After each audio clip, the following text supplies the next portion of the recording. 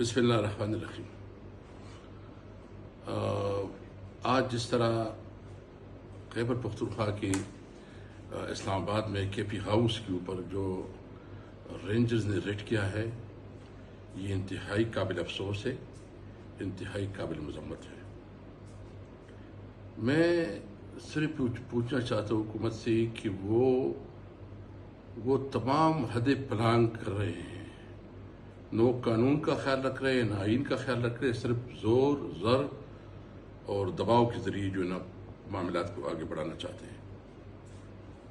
اگر آپ کا خیال یہ ہے کہ بس آپ یہ حملہ ہوا اور بس یہ ختم ہو جائے گا، یہ غلط فہمی ہے۔ اس معاملے میں ہم نے کے پی اسمبلی کا اجلاس بھی جل بلا رہے ہیں اور اس میں ایک ریزولوشن کے ذریعے جو ہے نا پوری خیبر پختونخوا کی عوام کی نمائندگی ہوگی، اور ساتھ ساتھ ہم پوری خیبر پختونخوا کے تمام پارٹیوں کے اور تمام زعماء کے جرگے بلائیں گے۔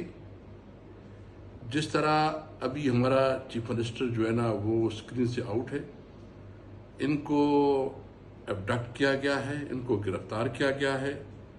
وہ ایک صوبے کا منتخب وزیر اعلیٰ ہے۔ یہ صرف الیمین خان کی انسلٹ نہیں ہے، یہ پوری صوبے کی انسلٹ ہے۔ میں مطالبہ کرتا ہوں کہ فوری طور پر الیمین کو جو ہے نا اس کو چھوڑا جائے، اور پھر الیمین کے پاس یہ اختیار ہوگا کہ وہ اپنے فیصلے وہ کیسے کرتا ہے، اپنی لیڈرشپ سے مشورہ کرتے کیا کرتا ہے۔ لیکن یہ بات یاد رکھیں کہ ہم اس حالات کا مقابلہ کریں گے جرأت کے ساتھ، ہمت کے ساتھ۔ ہم پرامن لوگ ہیں، ہم امن کو ترجیح دیتے ہیں، لیکن کسی طور پر اپنے حقوق پہ سودہ بازی نہیں کریں گے، کسی طور پر اپنے موقف سے پیچھے نہیں ہٹیں گے۔ اگر آپ نے کوئی امینڈمنٹ پاس کرنی ہے تو اس طرح زور اور جبر سے یہ امینڈمنٹ پاس نہیں ہوں گے۔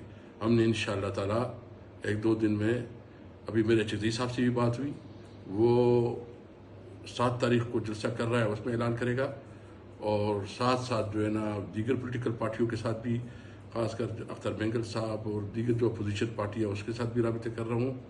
ہم نے اس کے حوالے سے ایک پورا جرگہ بلانا ہے اور اس میں ہم نے فیصلہ کرنا ہے کہ ہم نے کیا کرنا ہے۔ پاکستان زندہ باد۔